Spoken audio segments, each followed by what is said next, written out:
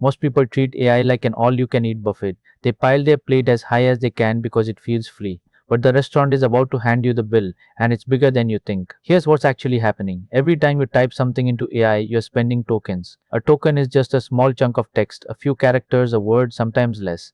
Every question you ask, every document you paste, every back and forth reply, all of it burns tokens. And right now, most of us aren't watching the meter.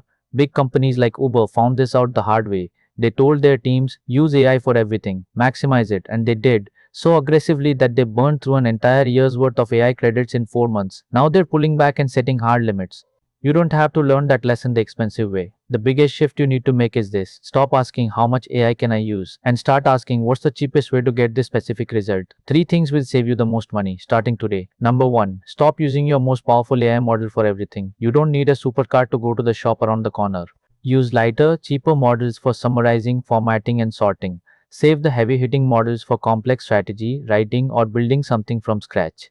Number 2, shorten your prompts. Longer is not smarter. The best prompt has a clear goal, clear context, and clear constraints. You're not writing an essay, you're giving instructions. Cut the filler and you'll cut your bill. Number 3, and this one is the big one, look into prompt caching. Without it, every time your AI does a task, it rereads all your background instructions from scratch.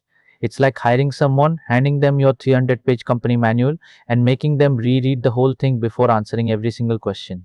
Catching means they read it once and keep it on the desk. On ChatGPT, this is already on by default. On Claude, especially Claude Code, you need to enable it manually. Finally, open your bank statement right now and count how many AI subscriptions you're paying for.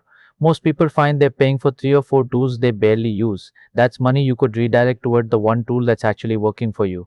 AI is still one of the best investments you can make, but the people who win long term aren't the ones who use it most, they're the ones who use it smartest.